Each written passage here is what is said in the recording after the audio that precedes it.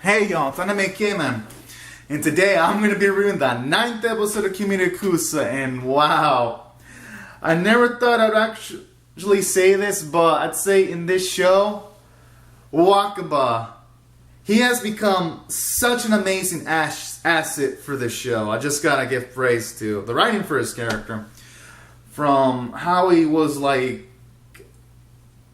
the first episode and the second episode. He wasn't the bravest motherfucker ever, and then to see how he's progressed in this specific episode, in episode 9, where our boy, no, I can't call him the boy, I have to refer to him as the man, because my goodness, in this episode, when it's near the end of the episode, and he actually goes with Ryo's theory of, where she mentions that, there's a chance that you can get rid of them or deal with them if you can just touch them.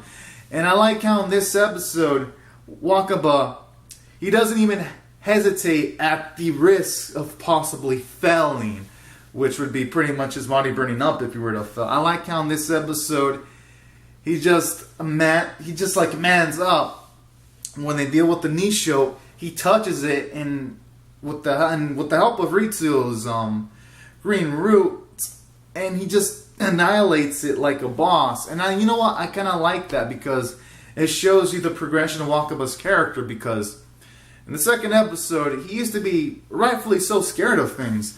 But now in this episode, he's willing to risk his life, even to the point of relying on a fucking theory in order to save his loved ones, the people that he actually cares about.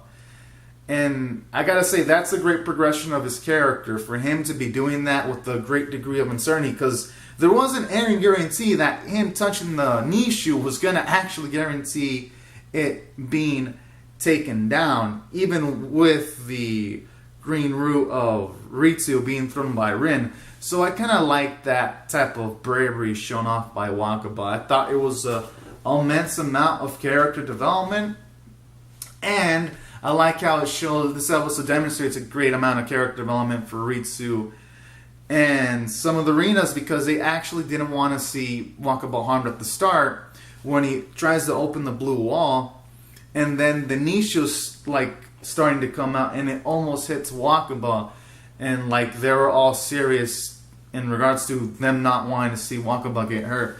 And I also love that, because I thought that scene was necessary, because we got confirmation from last week that Rin didn't want to see Wakaba hurt, but we never really got anything explicit regarding how Ritsu or the Rinas feel about Wakaba. So I kind of like how this episode actually demonstrates, it's not just Rin. Ritsu and the Rinas also care immensely. And I like that, to see that kind of explicitness in the show like that. It only makes their bonds feel much more authentic.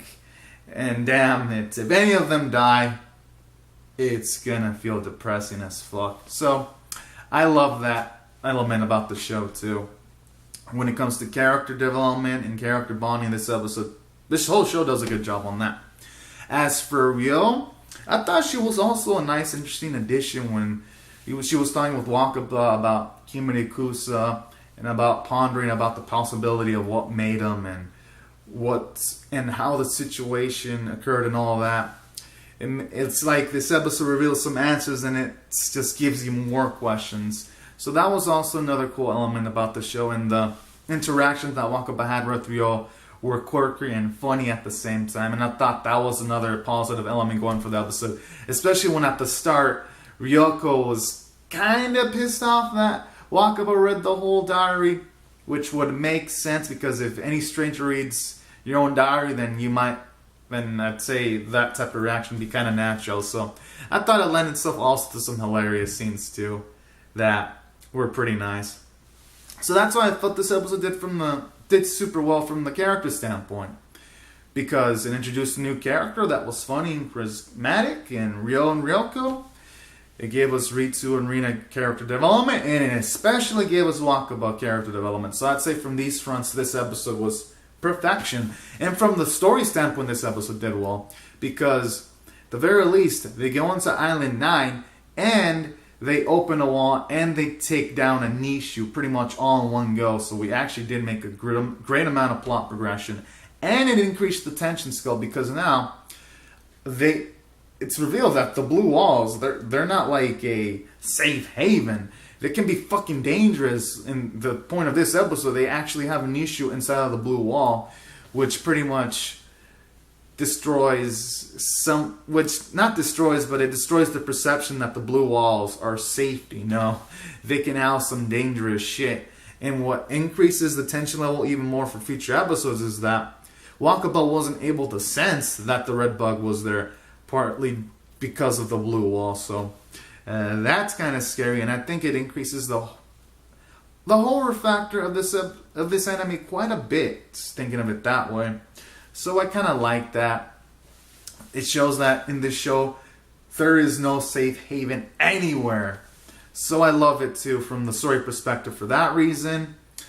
And aside from the character and story elements, this episode did even great from the art department. Some of the scenery looked great, like some of the mountains in the background, or some of the distant shots when Wakaba and Rin were looking at some of the previous islands that were going through from a long distance. Even though there was fog, it still looked beautiful in a way.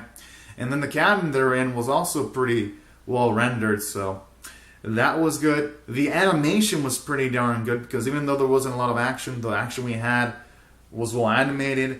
The expression of Ryo and Ryoko were well animated too. And there wasn't a single scene where I thought, oh man, this looks choppy as fuck. So it even did well from those departments. And taking all these factors into consideration, I'm going to give this episode a strong ass 9 out of 10. That's my review score for episode 9. Because it just did wonders for all those departments I mentioned. And it just has me eagerly anticipating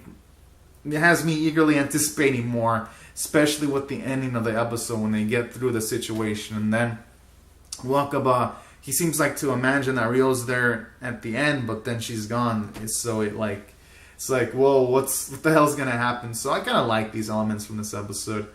It's just gonna make me eagerly anticipate episode 10. So anyways, guys and gals, comment down your thoughts in the comment section below on how you felt about this episode. Rate the video, subscribe, and I'll see you guys later. If you subscribe for more, if you watch more. Alright, thank you so much for watching, everyone. Bye-bye.